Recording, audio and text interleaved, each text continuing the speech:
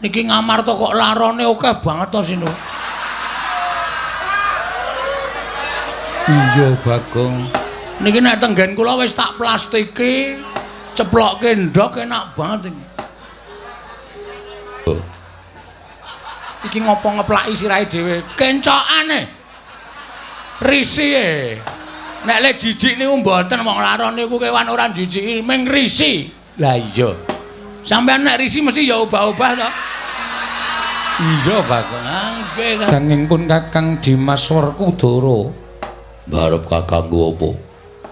ora kanthi kanyono-nyono geger jroning pasewakan ndak kira yen to ana gajah meta sarta macan ingkang wal saka ing krangkeng jebul iki sowaning Panakawan ora pangling Bagong ingkang abiyantara. Wah. Cadhe gleng Bagong arep apa? Sowan ana ing Praja Ngamarta. Wah, mula kaki timbalono barep kakangku. Yen Bagong darbe panjaluk turutana. Jer kuwi minangka dadi Panakawanku lan Panakawaning Pandhawa. Aja nganti mirang-mirangke. Dagi timbalono. Ngopo Bagong sowan? Iya Dimas. Prayogakno anggone si Adilenggah. Yo wis ora kurang kepenak. Pun Kakang dangu kelawan Bagong Mangsa Baranga Purbawasita pasrahke marang barep kakangku. Panakawan Bagong padha kanthi raharja sak praptamu Panakawan. Nun amit pasang Kalimantabe tinebena ing iladune dumawahing tawang towang sinuwun linempatna ing tulak manuk. Menawi wonten lepat anggen kula munjatur ngersa paduka Gusti kula ingkang sinuwun diagung pangaksami kepareng ngaturaken sembah sumungkeming pangabekti kula kunjo nggih sinuwun. Iya Bagong ndak tampa pangestuku tampanana. Matur sembah nuwun. Niki Ngamarta kok larone akeh banget to sinu. Iya Bagong. Niki nek tenggen kula wis tak plastiki, ceplokke ndok enak banget iki. Panakawan Bagong padha raharja sak praptamu. Wah, nganter mlebu cangkem. Pangestunipun sinuwun Ndarawati wilujeng bekti kula kunjung nggih sinuwun. Iya Bagong tak tampa pangestuku tampanana Bagong. Kula pundhe nggo jimat paripun dayana ingkang santos. Ora sasok nirokke swaraning ratu Nggih. Akarang kula niku nek krungu pangendikaning ndara-ndara Pandhawa niku ati kula niku seneng. Sinuwun Puntadewa niku nek ngendika luro, alus, lembah manah, andhapasor. Ndara Werkudara nek ngendika ngopo Bagong? Sik, mataku kesamber aron. Ndara Werkudara nek ngendika gedhe gandem. Gandem arem so sistem. Ndara Janaka nek ngendika ya alus, monggo ya wah ora apik kabeh pokoke nyenengake. Iya Bagong. Nggih. Bagong. Nah, mak jelep nang ati. Mak jelep nang ati. Padha kanthi harja sak praptamu. Pangestunipun Ndara Werkudara wilujeng niring sambikala. Bekti kula kunjung nggih, Den. Iya. Iki ngopo ngeplaki sirahe dhewe? Kencokane. Risih. Nek le jijik niku mboten wong laron niku kewan ora jijiki, ming risi. Lah iya. Sampeyan nek risi mesti ya obah-obah to. Iya Bagong. Nggih kandhani. Prayoga nunggon mulunggu. Sampun mboten kirang prayogi Ndara. Panakawan Bagong padha raharja sak praptamu. Ndara Janaka wilujeng bekti kula kunjung. Iya Bagong ndak tampa pangestuku tampanana. Panakawan Bagong padha raharja sak praptamu. Panakawan Bagong padha raharja sak praptamu. Ndara kembar wilujeng bekti kula kunjung nggih Ndara. Iya Bagong. Pangestuku tampanana. Iya Bagong pangestuku tampanana. Kula pundhe nggo jimat paripin dayanana ing kasantosan. Panakawan Bagong Nuwun wonten pangending adhawuh sinuwun. Ana wigati apa sowan mangka tanpa tinimbalan? Apa saka karepmu dhewe, apa diutus dening bapakmu Semar? Kepareng ngaturaken tebah Siti Sekul binung teling kron kelapa. Apurenta mbok bilih wonten lepat kula anggen kula munjuk atur ngesa paduka Sang Nata. Iya Bagong ora dadi ngopo. Menika ing angka setunggal angka kalih munjuk atur ngersanipun Sinuwun Prabu Darmakasuma bilih anggen kula ngabiyantara ngersanipun Nalendra ing Ngamarta menika boten saking pikajengan kula piyambak nanging kula menika dipun utus dening Bapak Semar. Diutus dening bapakmu. Nun inggih mekaten. Ana wigati apa Bagong? Kula niku ya gumun biasane sing ditimbali niku sing diutus niku Petruk. Iya, lah kok dadi Petruk kok ora sowan diutus bapakmu kok malah kowe. Aduka kula ora ngerti. Wong Petruk diutus niku plegak-pleguk ya gelem ya ora.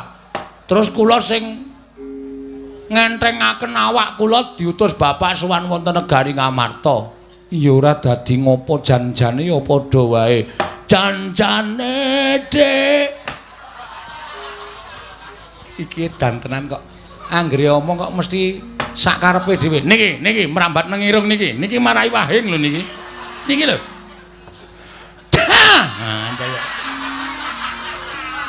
Utek-utek nang ndro nganu ya wis senengno wae Bagong. Ngaten bapak niku nimbali kali kula Bagong. Anu gareng karo Petruk kowe tak lumpukke. Iki aku duwe niat sarta duwe kajat. Ngerti nek aku bakal mbangun kayangan. Bapakmu bakal mbangun kayangan. Nggih, kula dhewe ya wis mak tratap. Bapak kok ajeng mbangun kayangan niku wong bapak niku nuwun sewu. Pawone we ambruk ra dibenakke kok. Ajeng mbangun kayangan mongko ngundang anak-anake. Ha niki kula wis tratapan mergo anak-anake mesti jaluki serkiler. Ning jebule mboten. Bapak maksude piye arep mbangun kayangan ki maksude piye, Pak? Mergo kayangan sing arep tak piye to iki kok ana terus iki. Mergo sing arep tak bangun ki dudu kok lho iki lho iki. Iki lho. Mergo sing arep tak bangun ki wujud papan sing magrong-magrong dumadi saka emas jamrut mutiara hergeni. Papan sing apik embane kaya kayangan ki ora. Niatku mbangun kayangan ki ngene, kowe tak critani ya. Negara Ngamarta ki mbiyen kondhang negara ingkang panjang punjung pasir pawikir Lojinawi Gemah Ripakarta Tata Turaharja. Panjang werdining dawa punjung iku luhur lan sak piturute. Sapa ta sing ora kedanan karo negara Ngamarta? Kabeh padha kedanan. Ya ayeme, ya tentreme, ya rukune. Mongko Ngamarta ki dumadi saka pirang-pirang kutha, pirang-pirang pulo. Beda-beda basa, beda-beda tata cara adat budayane ning tetep iso manunggal dadi siji. Lah kuwi sing marai Ngamarta iki dadi negara sing kondhang. Iya. Ning akhir-akhir iki akhir ki apa? Oh iya lali aku. Keri-kerine iki pokoke dina utawa taun-taun niki Ngamarta niku wis ora tentrem. Ngamarta niku pun boten sae, Ngamarta niku wis ora ayem. Teng pundi-pundi dadi gegeran, ana perkara sithik padha bentak sirah, ana masalah sithik dirampungke nganggo atosing balung mleting kulit. Rasa kamanungsan boten dijunjung dhuwur ning hukum alas utawa hukum wana sing digunakake. Niku sing bapak ora cocok. Contone papan-papan panembah saiki wis sepi, papan-papan pasinaon ora padha diparani, sing diparani papan-papan maksiat. Lah, Ngamarta sing kahanane kaya ngene iki nek ora tak dandani arepa negara ingkang sentosa. Ning ibarate kaya dene amung kari sak siliring bawang, sak umuring jagung, sak uruping damar. Ngamarta mesti remuk bubuk dadi rempon. Nek Ngamarta ajur sing diseneni sapa? Sing diseneni Semar, merga Semar ki pamomong negara Ngamarta kok ora iso dandan-dandan tumrap negara Ngamarta. Wah, rame niku. Iya. Bapak ngendika kaya ngoten niku nyewa sound system. Apa iya? Nggih. Teng ngarep pendopo nika wae sing seba meng kula kare Gareng kare Petruk bareng Bapak ngendika akeh-akeh ngoten niku masyarakat teka kabeh terus do meneng kabeh do ndingkluk do mantuk-mantuk. Katentreman wong urip rukun ki penak, wong urip ayem ki penak. Dalane iso ayem kudu rukun. Dalane rukun kudu mat sinamatan daya dinayan. Ngono? Nggunakake rasa. Lho niku mula kudu digayo. Wes pokoke bapak ngonten niku nganggo dalil-dalil barang. Iya, ngengke bapak saniki rak ngiyai. Oh iya. Ngonten niku akeh banget pokoke. Intine terakhir bapak nimbali kali kula, Bagong nyedhak kene. Sing tak sawang anakku sing iso ngewangi aku mbangun kaya kok ming kowe. Terus Petruk sajae kaya gelo nika ora digunakake. Ya ora apa-apa Bagong. Nggih, ya kudu sing adil Semar niku. Iya pancen mengkono. Nggih. Kowe tak utus nang negara Ngamarta, Bagong. Sawana pepunden Pandhawa. Pepunden Pandhawa elingen utawa emutna. Gawenen eling Purwoduksina. Merga kahanan kaya ngene iki Pandhawa rada kelalen ora nyedhaki para kawula, ora nyaketi marang para masyarakat. Mula kowe matura marang para Pandhawa supaya kon rawuh nang Karang Kadempel 5 cacahe. Sinambi nggawa pusaka Ngamarta 3 cacahe. Apa wae Bagong? Siji. Waduh lali aku.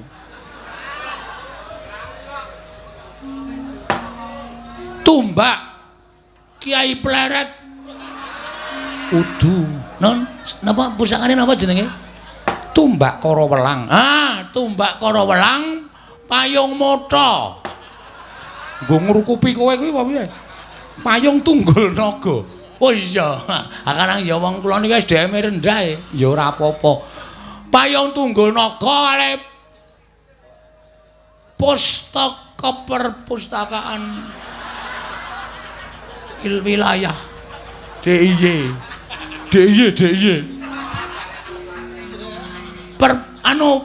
pustaka Jamus. Nah, pustaka Jamrut Jamus Kelimasada. 3 niku kudu diasta para Pandhawa. Lah apa to sapa bababe? Dene Pandhawa kudu rawuh enten negara Ngamarta. Pandhawa arep dijak dening bapak nyaketi para kawula. Ngeten nggih sinuwun. Bapak wau ngendika ngeten. Jane kawula ora butuh dibuyuki brana picis, ora butuh diwenehi apa-apa, ora butuh dijanjeni apa-apa. Ning kawula kuwi dicedhaki karo pengarepe. Ngono. Mbah dukuh, mbah lurah, mbah bupati, mbah presiden kuwi nek cedhak karo rakyate bakale ditresnani. Mbah dukuh, mbah lurah, mbah bupati nek ora cedhak karo rakyate, rakyate ora tepung kuwi arep ana rasa tresna saka ngendi? Ora bakal iso. Ngoten. Mula kudu tansah cedhak karo masyarakat. Elinga sampeyan iso lenggah dadi dukuh, dadi bupati, dadi lurah niku merga disengkuyung dening warga masyarakat, merga saka suarane masyarakat. Nek wis dadi aja lali dicedhaki para masyarakat. Suta Naya, ayo piye? Kahanan desamu piye? Sae, Pak, sae kurang apa? Kurang niki irigasi. Yo, gotong royong tak bantu bareng-bareng niku bakale dadine apik. Ngoten. Ning nek meng meneng wae lungguh sila tumpang kendangan dengkul duwe derajat dukuh lurah bupati rumangsa duwe derajat sing dhuwur dhewe nggo nepak mbun-bunane para kawula. Oh lah mbok sumpah wis to ora suwe upama dadi ming sak periode. Bar kuwi modar. Iya Bagong. Nggih. Mula sampean ngerti dhewe. Semar nika dadi dukuh pirang taun? Meh seumur hidup. Ngoten. Merga bapak niku arep wis tuwa, arep bapak niku wis sepuh, ning ora ana sing wani ganteni bapak dadi pengareping Karang Kadempel. Bapak niku entrengan. Ana sripah, wong irung mati bapak wis teka. Ayo ora gleleng. Bapak niku nek kok MC sripah, ana wong kerokan wis dipesen.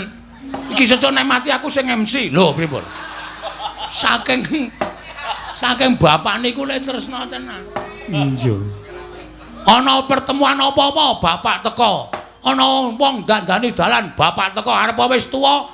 Nek ya kuat nek ming narik keseran bapak niki ya nyambut gawe. Lho, wong klumpuk niku ora kudu nyambut gawe. Waton gelem mlumpuk bermasyarakat nek ana tanggane rame-rame ayo dicedhaki. Ana apa to? Ayo dibantu. Bantu ora perkara dhuwit, bantu moral. Ngono ya apik. Oh, ngoten bantu swara, ego, partikel niku ya diregani. Ora kok ming alasane, aku ora iso nyemen kok. Kon melu kumpulan gawe irigasi. Kon ngapa ning kono? Niku ming alasane wong keset. Iya, Bagong. Nggih. Aku ora iso ngaspal kok kon gawe dalan. Ngapa ning kono? Ah niku alasane wong keset. Ora kaya ngono. Sing apik niku kumpule. Kumpule niku sing apik. Bapak niku ora tau wegan. Bapak niku tahlil ya mangkat, genduren ya mangkat. Sripayu apa-apa bapak niku ora tau kok absen. Mesti mak petungul ngerti-ngerti ten riku. Mula masyarakat tresna, mula masyarakat sayang karo bapak. Nek sampean nganti lali nyedhaki para kawula, terus kawulane sakarepe dhewe ngenten iki sing tuna sapa? Samang. Samang ki apa? Cara desa aja digunakake ning kraton. Sampeyan kok samang. Samang niku singkatan saka sampeyan. Ming disikat dadi samang.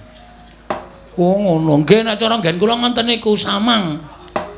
Mula dinten iki kula sowan kepareng samangke mugi andadosna ing kawuningan kula badhe ngambil 3 pusaka. Inggih menika tumbak Karawelang, payung Tunggul Naga kalih pustaka Jamus Miang Jimat kelima sada sareng sak tindhaipun pepunden Pandhawa. Ngoten mawon. Pun kula tunggu pangendhikanipun Sinuhun Prabu Darmakusuma. Werkudara. Nggih. Piye Yayi? Ayo mangkat gegayuhane Semar ngelingake marang para Pandhawa. Yen nganti awake dhewe ora budal nyang Karang Kadempel, yen nganti Semar nesu sapa sing bakal ngereh-reh atine Semar? Modal ora. Semar iki nek nesu bahaya e. Wingi bar nesu nguyuh sak nggon-nggon. Nang ngarepan dodo, nang pinggir omah dodo. Ana daya barang dodo. Koko Prabu monggo bidal dinten menika Koko Prabu. Koko Prabu monggo bidal dinten menika. Koko Prabu monggo bidal dinten menika. Yayi, kula mapunten, Werkudara. Nggih. Kosik Yayi. Saking tumindakku iku kudu dipetung. Dipetung tegese piye? Aja grusa-grusu mengko yen to ketemu dalan buntu ndak malah ora prayoga. Kresna kakangku darbi pangandika apa? Werkudara. Saiki ngene, ora kok jeneng aku ngilani kelawan Kakang Semar ora. Ora kok jeneng aku kuwi ngias marang Kakang Nayantaka ora. Jeraku ngerti dhewe yen to Kyai Semar kuwi panitisaning Sang Hyang Bathara Ismaya. Sapa to sing ora percaya nglawan Kakang Semar? Bebasan kae pusaka ingkang bisa kandha jimat ingkang bisa ngucap. Nanging petungen Semar kuwi menungsa lumrah, kedunungan ina lali salah apes lan mati. Jiwane kae ya jiwa menungsa. Mula ora mantra-mantra titisaning dewa. Nadyan pun Kakang kuwi akeh sing nyebutake titising Sang Hyang Bathara Wisnu. Nang wis bola-bali pun Kakang kuwi tumindak luput. Wis bola-bali pun Kakang kuwi tumindak kleru. Merga isih kesandingan wadak. Tegesipun isih kesandingan tata lair. Wong kang isih sandingan wadak kuwi tegese gampang nglakoni keluputan. Mula Dimas, perkara iki dipetung aja kesusu budal nyang Karang Kadempel. Tegese Kresna kakangku ngendika kaya ngono. Ora usah dadak mbok iker-ingerke, aja mbok ubeng-ubengke. Gage jujuken ana panyakra bawa apa kowe kelawan Kakang Semar. Werkudara. Tembung sing akeh-akeh saka pun Kakang mau lereke mung siji. Semar kuwi isih menungsa, kedunungan ina lali salah apes lan mati. Lah, kuwatiring pun Kakang ana tembunge si Bagong nyuwun ngampil pusaka 3, tumbak Karawelang, payung Tunggul Naga, kelawan pustaka Jamus Miang Jimat 5 sada. Ana rasa kuwatir penggalih pun Kakang mbok menawa ana niat ala saka Kakang Semar kok kepengin nguwasani pusaka 3 negara Ngamarta. Lah iki lho Yayi, perlu tok petung. Merga dasare apa aku iso kandha kaya mengkono, Semar isih menungsa kedunungan wadak, tegese kedunungan luput. Mula perkara iki kudu dipetung, aja kesusu budal nang Karang Kadempel. Ning ditanjihke sik Apa lahir batin Semar nggone bakal bangun kayangan? Apa kabeh mau mung kinarya pawadan utawa kinarya alasaning Kyai Semar nggone duwe niat ingkang ora prayoga? Dene panjenengane kepengin gaya wujuding pusaka telu, Pustaka Jamus Lima Sada, Tumbak Kara Welang, Payung Tunggul Naga Werkudara. Nun amit pasang Kalimantaben nyuwun pangapunten sinuwun kok mak celekit kula krungu swara sing rampenan. Bagong sing sabar Bagong aja banjur tumangkar kanepsamu merga midhanget sabdaning Koko Prabu Ndwarawati. Kudu sabar merga pirembugan akeh para priyagung kuwi pancen penemune dhewe-dhewe. Nggih, kula percaya. Ning ana kata-kata sing marai ora penak. Semar ki isih kedunungan wadak. Semar ki kedunungan wadak, wong sing wis kedunungan wadak kuwi kedunungan ina lali salah hapes lan mati. Terus Semar dianggep arep tumindak sing ora prayoga merga kepengin gaya wujuding Tumbak Kara Welang, Payung Tunggul Naga lan Pustaka Jamus Lima Sada. Nuwun sewu napa atur kula nika dereng cetha. Pustaka Jamus Lima Sada, Tumbak Kara Welang menika estunipun namung kinarya syarat. Syarat. Mohon yang belum mendengarkan kinarya syarat. Dadi kula Semar niku ora kepengin gaya Pustaka Jamus Lima Sada. Semar niku gunane napa to kepengin pusaka? Arga ngapa? Wong Semar niku wonge seneng tentrem, Semar niku wonge seneng rukun, Semar niku wonge ora seneng regejegan. Kok mbutuhke pusaka ki ajeng nggih napa? Kula tak takon. Iya Bagong sabar Bagong. Wis ra iso sabar. Sabar ana wates ya iki Kulon Progo duwe wates kok. Nyepelekke. Nek panjang lupute karo Semar dasare teng pundi? Nek Semar niku kepengin kamukten, Semar niku pengen derajat pangkat wis biyen-biyen. Monggo Semar niku saiki umure wis ora iso diitung. Kalkulatore jebol. Ngitung umure Semar. Pinten abad umure Semar? Kok isih kepengin gaya kanugrahan, kepengin gaya derajat pangkat ki nuwun sewu. Niku dasare ora kok perkara petung nganggo tembung sing apik. Niku pancen dasare wong niku ora seneng karo Semar. Bagong, aku njaluk sing sabar. Kula nek pun ngenten iki ora iso dindakke. Bagong sabar dhisik. Ah, ora iso. Lara ati kula dunake kaya ngono. Ketayalan tekan mriki saringan mawon. Nek ana sing ngarani Semar tumindak elek, mboten masalah, mboten masalah. Kula tak wangsul. Kula tak wangsul teng Karang Kadempel, kula tak matur kalih Bapak, "Pak, kowe dikira ngene. Kowe dikira tumindak arep tumindak ngene. Mengko nek Semar takon, "Sapa sing ngarani Bagong?" Sing ngarani iki. Kira-kira piye? Nek Semar nesu kira-kira wong sing muni ngono kuwi mau wani wae piye? Adu arep karo Bapak. Iya, aku ngerti yen bapakmu nesu aku iso ngrasakake lan aku dhewe ora bakal wani. Ning tak jaluk sing sabar Bagong. Mboten iso sabar. Pusaka bakal tak paringke kowe. Ora nggawa pusaka ora patheken. Wis kebacut mangkel kula teng mriki. Nembung apik-apik. Kula niku le ajeng matur sinuwun Prabu Darma Kusuma. Wiwit dikongkon bapak 3 dina kepungkur kula sinau basa Jawa. Men aja ketrikel-trikel omongan kula kok barang tekan iki ana sing alambene sampe naik dhewe. Bagong kuwi Nalendra ora urusan. Bagong sing sabar. Aja kaya ngono, kowe sing sabar kowe wong tuwa. Wong tuwa ngapa? Kok aku ora trima. Wis ngonten mawon saniki lereke. Saniki garis besare ngaten mawon. Sinuwun purun maringke syarat telu niku mboten. Apa? 1. Semen 3 sak. Aku ki jan mapikir aku malah bangun toilet terus. Tumbak Kara Welang, Payung Tunggul Naga, Pustaka Jamus Miang Jimatulya ajeng mangpareke mboten. Nek sampean maringke matur nuwun, tegese sampean sing kelingan karo labuhane Bapak Semar. Nek sampean ora maringke, nggugu omongane wong sing ngandhake Semar kedunungan wadak, mboten apa-apa, mboten apa-apa. Ning ampun ngluputke kula nek bapak ninggal Pandhawa. Ampun ngluputke kula. Pandhawa iso kaya ngene iki merga sapa? Pandhawa cilik dileliting mlebu ngalas ditutke. mlebu guwa ditutuke karo bapak dijak prihatin. Tundhone saniki Pandhawa ngunduh wae ing pakarti iso mukti ngawibawa. Bapak ya tetep dadi abdi ora mundhak pangkate, ora ana kok tumenggung Semar niku mboten wonten. Niku ikhlas bapak nglakoni lelakon kaya ngoten niku ikhlas, Ndara.